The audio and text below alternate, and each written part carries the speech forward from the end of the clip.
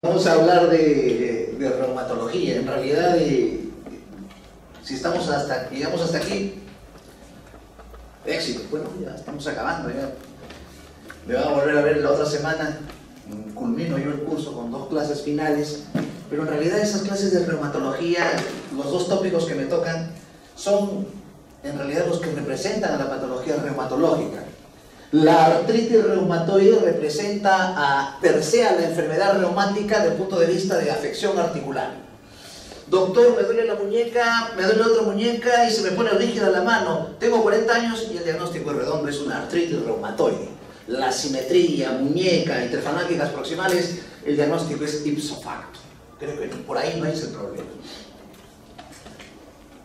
Y voy a dictar también otra clase que se llama lupus la próxima semana. Pero el lupus en realidad representa lo que es la reumatología clínica amplia, completa, donde van a ver un paciente con disnea y está haciendo una hemorragia intraalveolar, van a ver un paciente con oliguria y está haciendo una nefritis lúpica, o van a ver un paciente con cuadriparesia y está haciendo una mielitis transversa, o van a ver un paciente en estatus convulsivo y es un neurolupus, o van a ver un paciente con ojo rojo y es una retinitis lúpica. El lupus representa lo sistémico que es la enfermedad reumatológica y la artritis reumatoide representa la característica de la reumatología, que es la afección articular. Si pensaron que la reumatología es ver huesitos, articulaciones, tendones, fascias, no, se equivocan. La reumatología es tener una visión completa del paciente. Me acaban de informar que ha ingresado a mi hospital una paciente con insuficiencia respiratoria. Y cuando llega dice que el interno lo ve a la paciente, una esclerodermia. Es una esclerodermia que está haciendo EPIT y está haciendo fibrosis pulmonar e insuficiencia respiratoria. Para que vean cuán amplia es la reumatología. Entonces, estoy seguro que ya este epílogo y colofón de todas las clases de reumatología y la esencia que es la medicina interna, pienso que han captado el mensaje. Creo que el otro martes 13, día cabalístico, ¿no? 13, ¿no? Voy a sujetarme.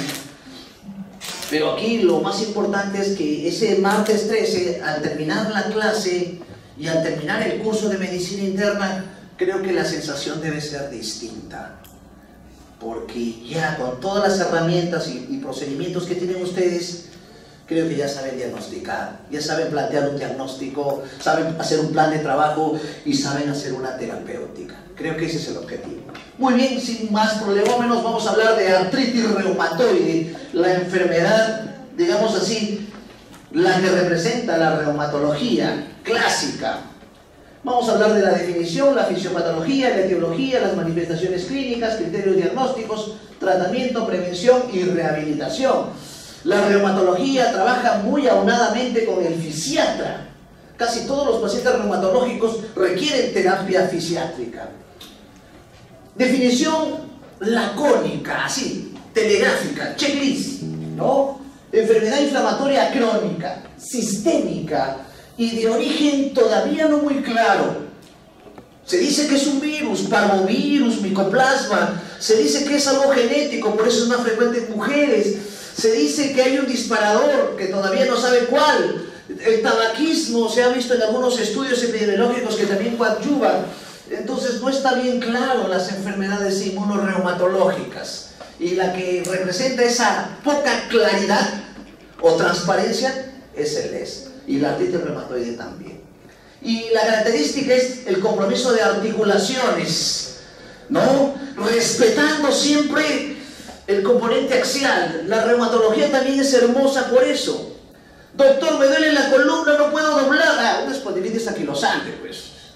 Doctor, me duele la rodilla así hinchada. Una monoartritis séptica, pues. Doctor, se me ha hinchado el dedo gordo y el codo. Una gota, pues, varón. O sea, la reumatología es fácil, sencilla, si sé la topografía. Igual, en artritis reumatoide me duele la muñeca, me duele los nudillos proximales, ya está el diagnóstico. Si es simétrico, artritis reumatoide indudablemente es el diagnóstico. Y esa es la característica.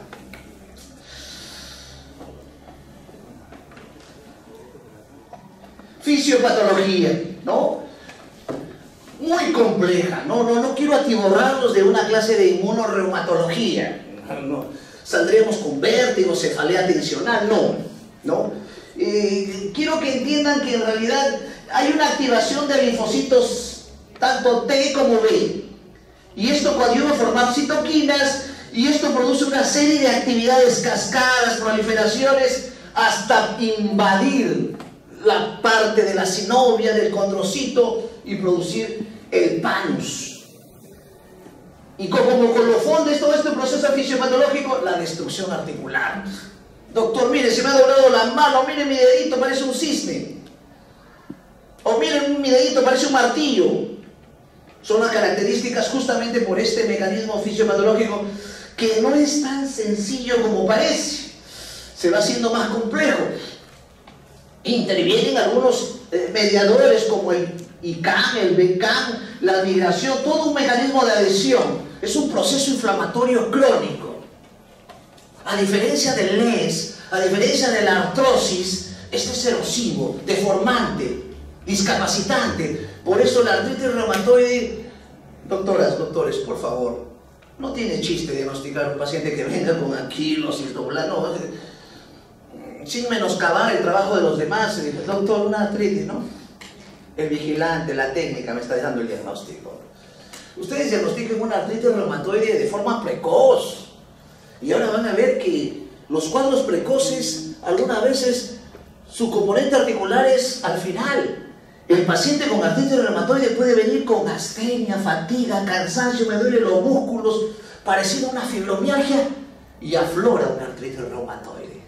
O sea, si el médico tiene olfato, no lo malinterpreten, ya, tiene olfato clínico, va a diagnosticar una artritis reumatoide precoz.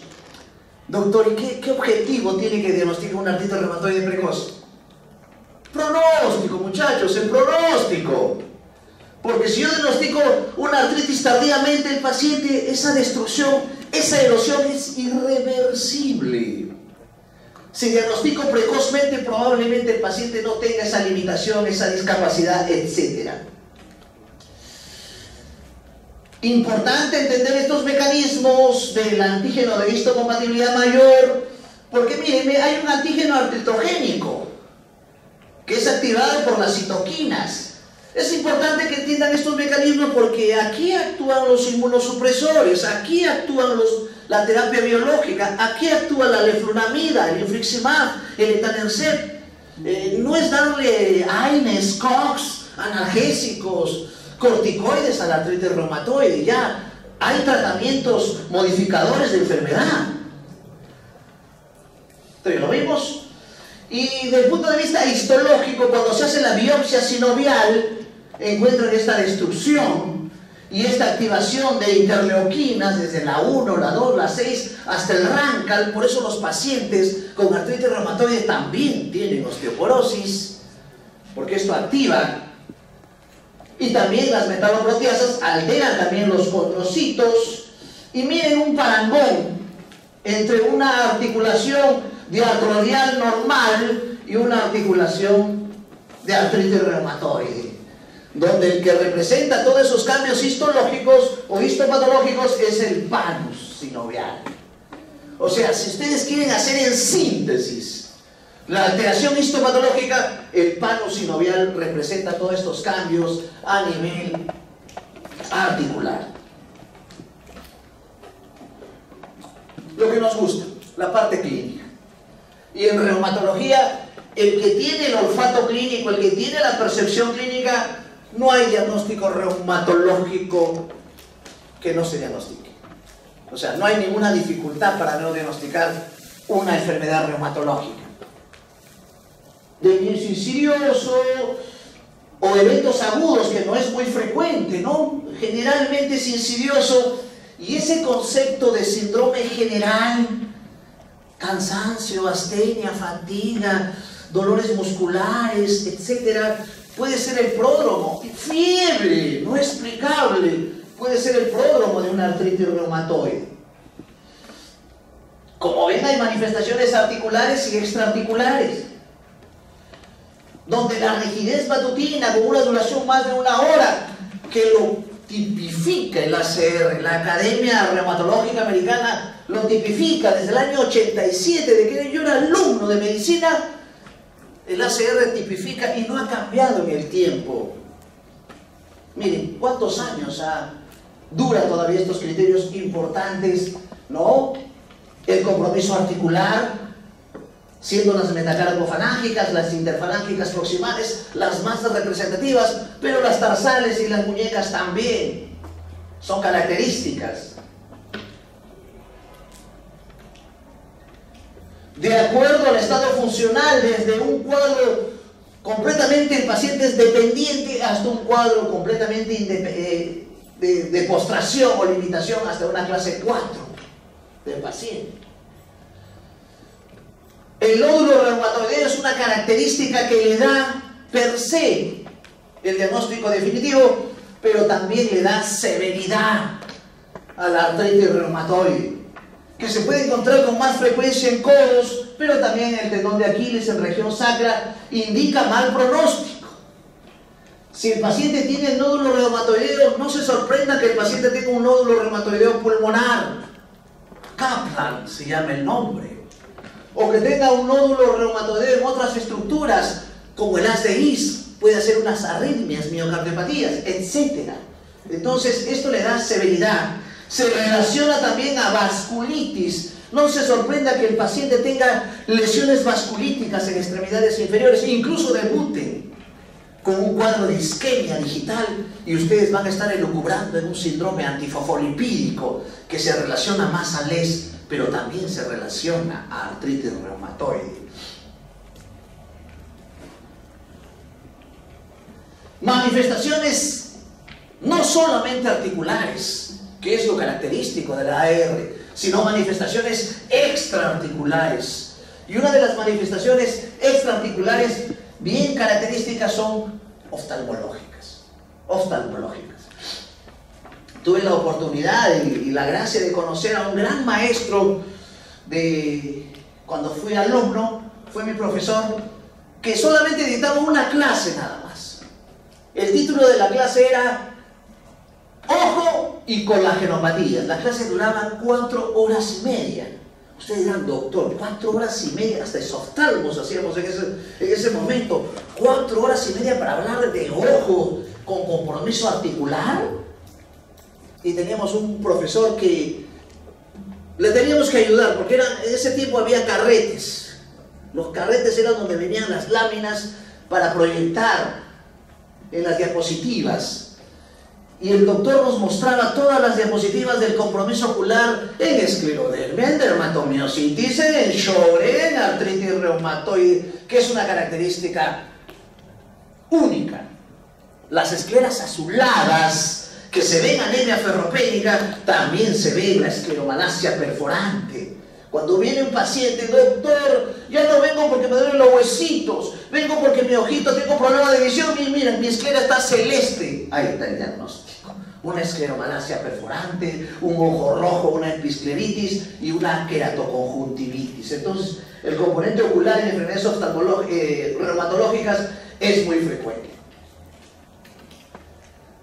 Y otras manifestaciones, como otras patologías, como si esclerodermia da fibrosis pulmonar, si lupus da derrame pleural, la artritis reumatoide, si le preguntan en el examen, la manifestación neumológica más frecuente es derrame pleural, con una característica indubitable.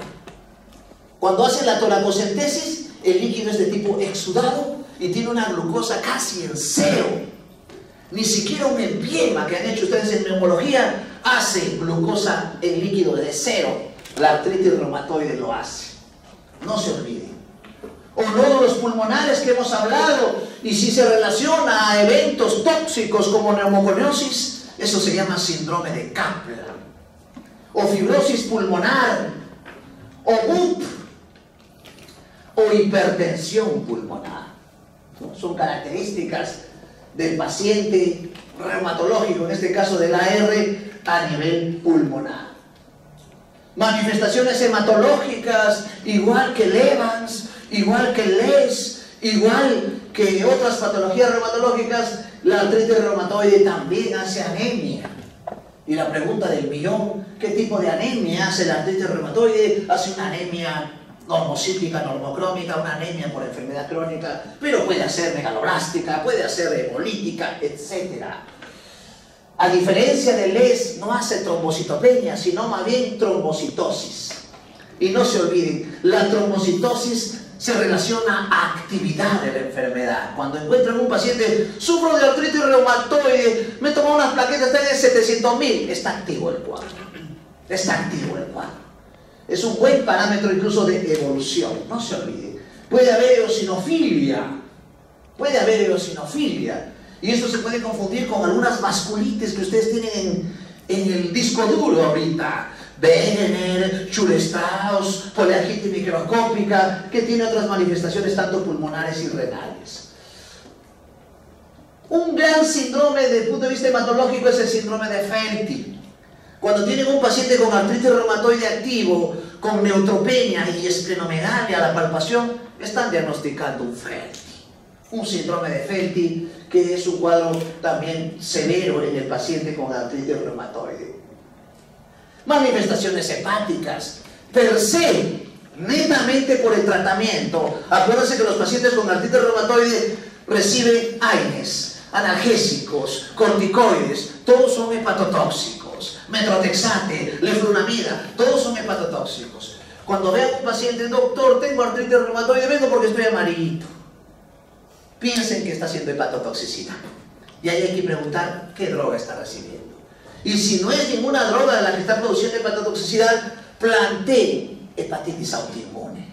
Una patología que se relaciona mucho a otras patologías autoinmunes, como Hashimoto, como anemia hemolítica autoinmune, como PTA y como hepatitis autoinmune. No se olviden eso. Manifestaciones cardíacas, así como derrame pleural es la causa más frecuente de presentación en AR, pericarditis en artritis reumatoide es frecuente. Es la patología más común a nivel cardíaco. Y características igual que el líquido pleural. Tiene un líquido exudativo con una glucosa con tendencia a cero, una glucosa baja. Pero puede haber nódulos reumatoideos a nivel de los sistemas de conducción, puede haber lesiones valvulares, insuficiencia mitral, puede haber vegetaciones, bueno, una serie de compromisos, pero pericarditis es el componente extraarticular más frecuente. Manifestaciones renales. Se dice que hay una glomerulonefritis post-artritis reumatoide, igual que en LES, pero una manifestación característica que lo vemos en el tiempo de la artritis reumatoide es la amiloidosis. Cuando venga un paciente y le diga, doctor, doctora, sufro de artritis reumatoide, pero ahora no vengo por mi dolor de huesito, vengo porque se me hinchó el ojito, no me entra el zapato, no me entra la correa, y este es el diagnóstico. Una nasarca, amiloidosis, se comporta como un síndrome nefrótico. No se olviden.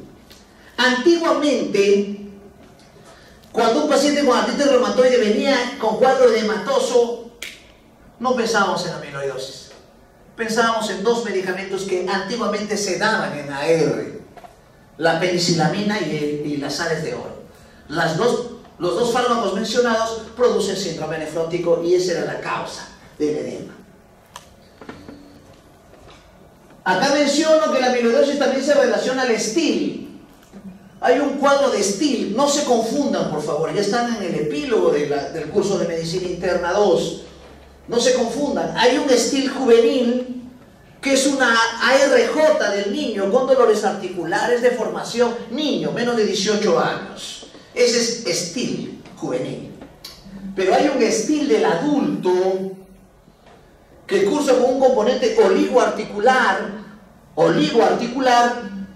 con componente de ganglios, fiebre, y ese es el STIL del adulto. Son dos criterios distintos. Si tienen dudas, ponen ahí el doctor Roberto Avilés en Google, doctora Roberto Avilés, STIL del adulto, y van a ver una gran revisión de STIL del adulto. Hemos tenido varios casos de STIL del adulto. Manifestaciones neurológicas, como otra patología reumatológica también. Pero como no hace mucha vasculitis, no hace mucha neuropatía, puede haber mononeuritis múltiple, puede haber REAS, síndromes de atrapamiento, síndrome de túnel carpiano, y un componente severo es la mielopatía cervical. Llegó una paciente a mi emergencia hace muchos años con artritis reumatoide deformante, anquilosante, postrada, y a las 2 horas muerte súbita. Necropsia, tuvo una subluxación atlantoxoidea. Mucho cuidado con las pacientes de artritis reumatoide de larga data, deformativa, con discapacidad, postración, movimientos de cuello. Eso puede ocasionar muerte súbita. Doctor, ¿y cómo? ¿Cuál es la fisiopatología? Acuérdense que la atlantoxoidea, pues, el odontoides, la apófisis odontoides, está relacionado al bulbo. Se fractura, comprime el bulbo, paro respiratorio, muerte súbita. Mucho cuidado, por favor, con ese componente severo. Y otras manifestaciones clínicas, como ven, es toda la medicina interna, ¿no? Nódulos, ulceraciones, arteritis, púrpuras. Entonces, el componente también es sistémico.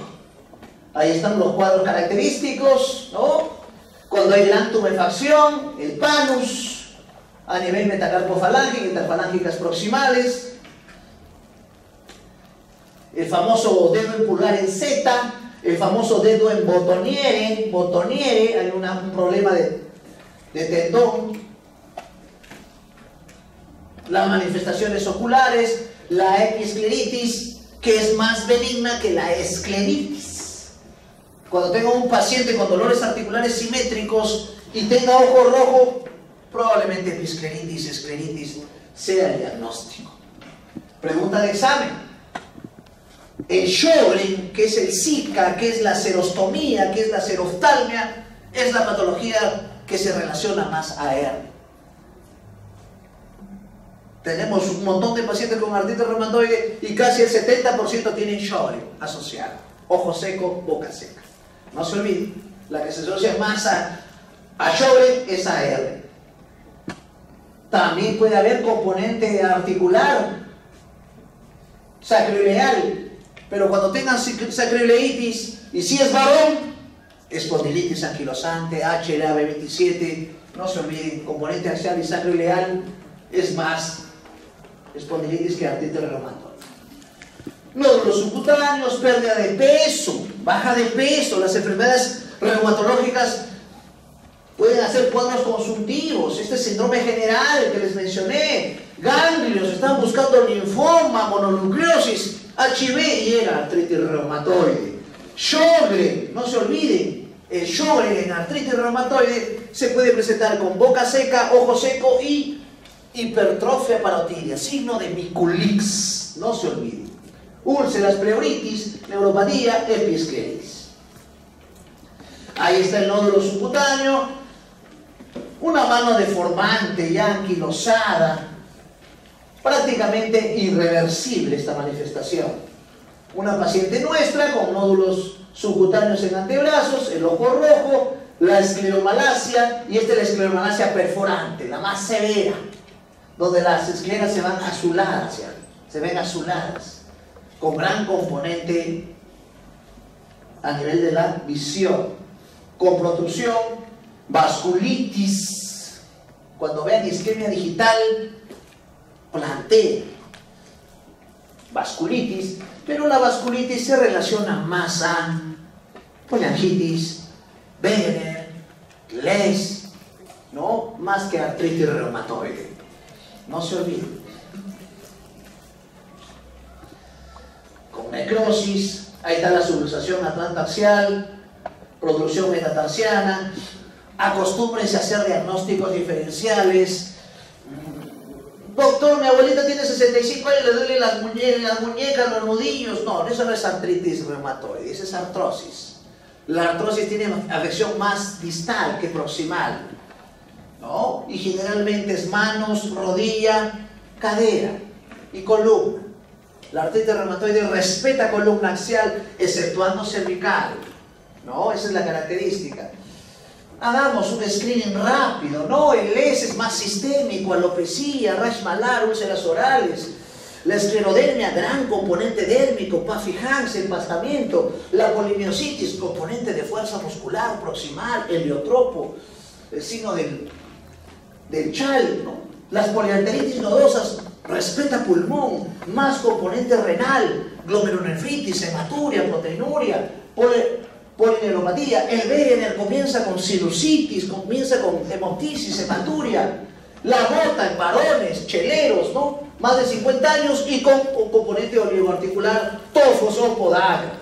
La polimialgia reumática es más sistémica y las condiloartropatías, netamente el componente de columna, sacroiliac, ¿no? Característico en varones. Un screening rápido, si ustedes tienen bien claro cada situación clínica, ¿qué lo caracteriza?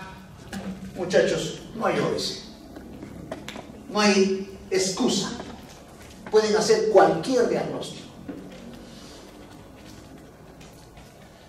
Tratamiento sintomático, manejo del dolor, modificadores de la enfermedad. El boom, la terapia biológica, que ha mejorado. AINES, COX, ahí tienen por doquier una serie de fármacos tradicionales, selectivos. A través del tiempo, en mis épocas, años 85, 86, 87, 88, el boom era sales de oro, el boom era antimaláricos, el boom era penicilamina. Cuando ya fui interno y segumista, el metrotexate salió a la palestra y hasta ahora se usa el metrotexate. Si ustedes le preguntan cuál es el medicamento que se sigue usando en el tiempo, metrotexate. Accesible, barato. Esa es la característica del metrotexate y con buena respuesta.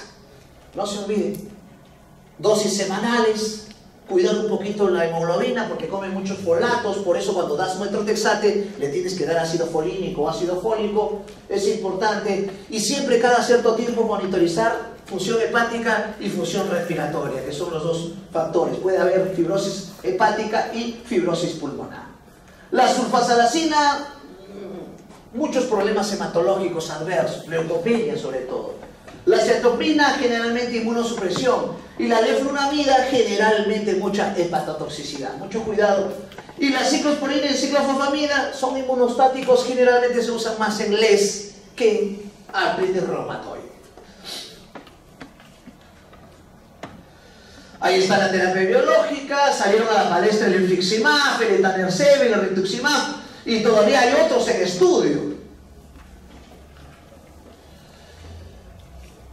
Criterios de remisión, no de diagnóstico por si acaso, no fatiga, rigidez matutina en pocos minutos, no dolor articular, no dolor en la presión o movimiento, no hinchazón, pruebas de reactante aguda como BCG disminuidas. Entonces estos criterios hacen que el cuadro está mejorando. Esto ya lo hablamos, la predisposición. Este es el criterio de ACR que debe estar bien zanjado en ustedes. Así como hay de artritis reumatoide, hay de esclerodermia, hay de LES, hay de poliartritis microscópica, bueno, de todo. Rigidez matinal, compromiso de 3 o más áreas articulares, siendo las proximales las más características. Lo caracteriza la articulación de las manos, es simétrica. La asimetría aleja la posibilidad de artritis reumatoide, pero no la descarta. Ustedes si van a imbuir un poco más en artritis reumatoide van a ver que hay manifestaciones oligoarticulares y pausiarticulares, pero son las excepciones. No nos olvidemos que hay un término que es artritis reumatoide del anciano, donde es un cuadro mucho más benigno, menos deleterio, incluso con factor reumatoideo negativo. Pregunta de examen, ¿no? Artritis reumatoide del anciano, que puede confundir con una artrosis, pero la artrosis pues tiene al Bouchard, al Hebert, a las geodas, etc. Los nódulos reumatoideos, el factor reumatoideo importante, los cambios radiológicos donde se ve la osteopenia yuxtaarticular y la erosión, que es característica y patognomónica. Esa mano en vendaval o en mano en ráfaga, que ustedes estoy seguro lo han visto ya en consulta con sus pacientes, eso es lo que representa la artritis reumatoide. Pero estoy seguro en pacientes lúpicos, ¿le han visto la mano a un paciente lúpico? Claro, doctor, Charcot, la artropatía de Charcot, es la mano de Charcot. ¿Y por qué esa mano no se deforma tanto? Porque no erosiona. En LES no hay erosión, en artritis reumatoide sí. No se olviden, esa es la diferencia de la mano en ráfaga con la mano de Charcot. Criterios diagnósticos, revisión clínica, ya lo hablamos. El EULAR, miren, el EULAR, ¿qué es el EULAR? Es un congreso anual europeo de reumatología. Se reúnen todos los peritos en el mundo, hacen guidelines, fluxogramas, algoritmos, guías, consensus y valoran una serie de parámetros que no quiero ahondar. Uno más simple, el EVA, la escala análoga visual del dolor. Si 0 no me duele nada y 10 me duele intensamente, ¿cuánto te duele? ¿No? En forma muy sucinta les estoy explicando ello, pero no es tan sencillo como lo que menciono.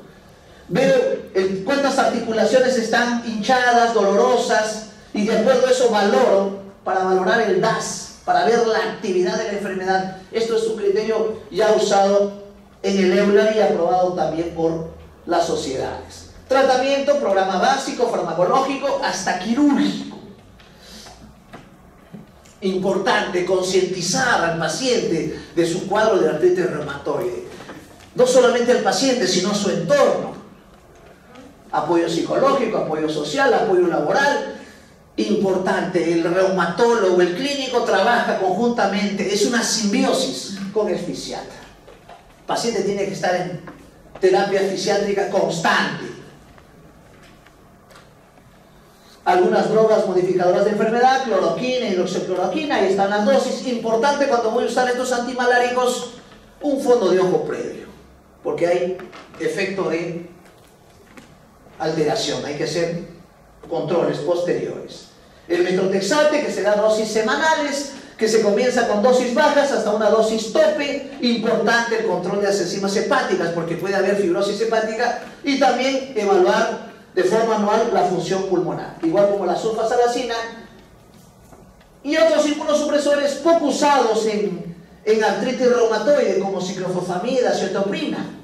La ciclofosfamida, si ustedes conocen, más en pulsoterapia, en LES. Y la cetoprina, ¿dónde, doctor? En artritis reumatoide sí, pero más se usa en hepatitis autoinmune.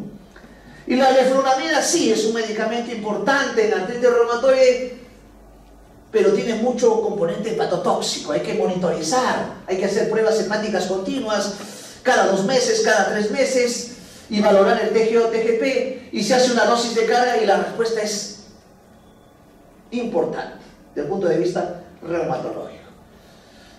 Tienen todos los AINES, tienen todos los COX, sucintamente así, en sinopsis. Cualquier AINE puede mejorar el dolor, cualquier COX puede mejorar el dolor, pero es importante, esto ha producido una selectividad, pero ha aumentado el riesgo cardiovascular. O sea, evito efectos gastrolesivos por los AINES convencionales, pero aumento el riesgo cardiovascular del paciente con artritis reumatoide o del paciente reumatológico. Y ustedes saben que una de las causas de mortalidad en pacientes reumatológicos, inmunológicos, es problemas coronarios.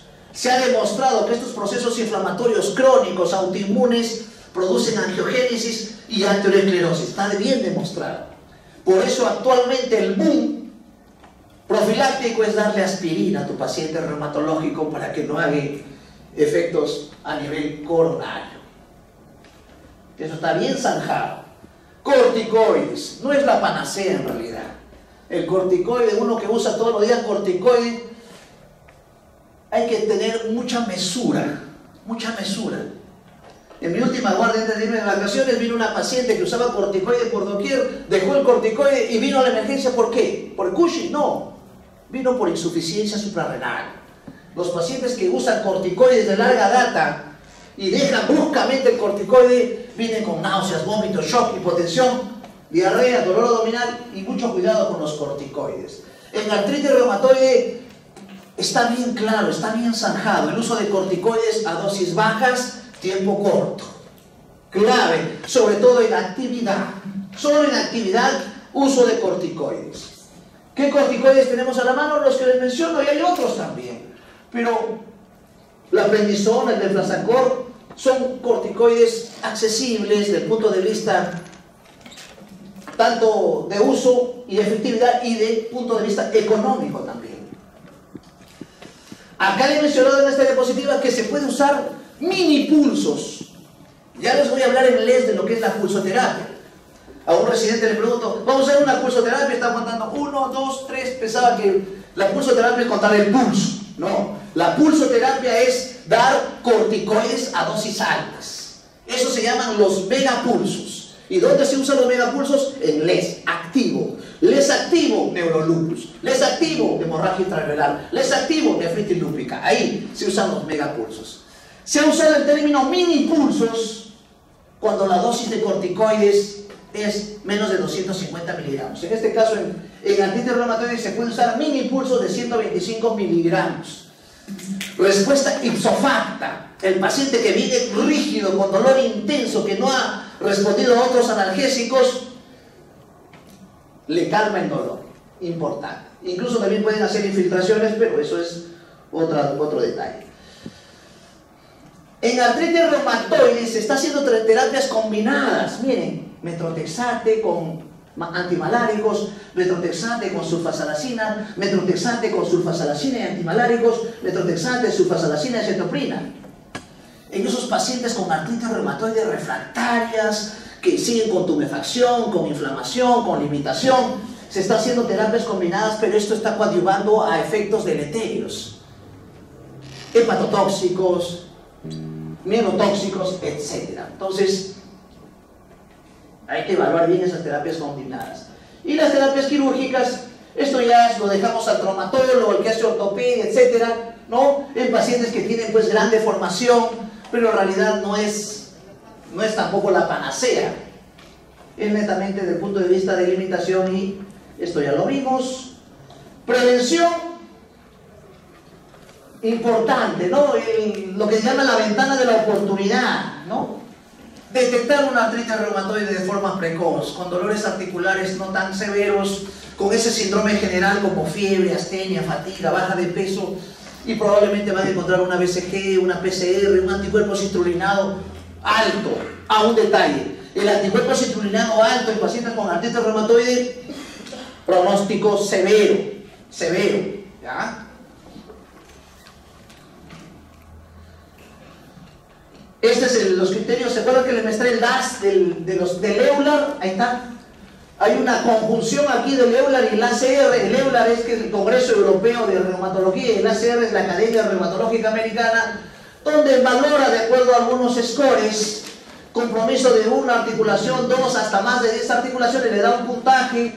Si encuentran serología para factor reumatoideo positivo, anticuerpo citrulinado negativo, positivo, y de acuerdo a diluciones, si tiene BCG y PCR, la duración, todo eso le da lo tipifica un score. La rehabilitación es importante, que el paciente no se sienta dependiente ni discapacitado. Por eso hay que manejar mucho la parte psicológica, el apoyo social. El entorno es clave, educar a su paciente es clave en el éxito, y el manejo fisiátrico también. Ahí está la fuente de información. Y quería mostrarles un casito. Creo que estamos ya con el tiempo. He tratado de ser lo más sucinto posible para que vean un caso mío, Hospitalized Center, ¿ya? Así rápido, checklist. Miren, la paciente mujer de 61 años, natural de Cerro de Pasco, procedente de Lima, religión evangélica, ingresa el 10 de mayo, tiempo de enfermedad 2 años, y miren la anamnesis, miren la historia. Estoy seguro que por la historia ustedes van a hacer el diagnóstico, casi seguro. Paciente refiere que 2 años presenta dificultad para extender y levantar ambos miembros superiores, con posterior compromiso de ambos miembros inferiores. Doctor, esta es una miopatía, pues, doctor Avilés. Miopatía, puede ser una polimiositis, ¿no? Vamos, sigamos avanzando. Asociada a disminución de la fuerza, ya el examen neurológico, tanto proximal y distal, que no limitaba su actividad cotidiana, progresando la disminución de la fuerza. Además presenta poliartralgias, doctor, ya, a predominio del lado izquierdo, hombro, rodillas, muñecas, manos, por lo que acude al hospital de solidaridad. Doctor, puede ser una polimiositis con una artritis reumatoide, un overlap, doctor, una combinación de ambos, ¿no? Le hacen una serie de exámenes, le diagnostican una artrosis y le diagnostican una artritis reumatoide. Indica medicación que a veces muy específica, mejora parcialmente, pero persiste la disminución de la fuerza. Hace un año persiste la sintomatología asociada a disminución marcada de la fuerza, incluso hasta 2/5. Hace 50 días se asocia a lesiones hipocrómicas con bases eritematosas a nivel de la región posterior del cuello, lesiones hipocrómicas, asociado a mucho prurito, no específico a predominio en el día, que se fue extendiendo hasta el cuero cabelludo, región pre y post auricular, frente, cara respetando la región malar y surco nasogeniano, los cuales se tornan descamativas. Hay un componente dermatológico, ¿qué es? ¿Una esclerodermia asociada? ¿O es un lupus que está haciendo componente articular y componente muscular, una miositis? Creo que si tengo el pensamiento claro de los conceptos simples y sencillos, voy armando mi anamnesis y voy armando mi diagnóstico. Y eso que todavía no he visto antecedentes, no he visto al paciente ni he examinado, ¿eh? Solamente estoy entrevistando. Acude al dermatólogo, le indica una serie de cremas, unos antialérgicos, pero a la persistencia de los dolores, de las molestias, es hospitalizado el paciente.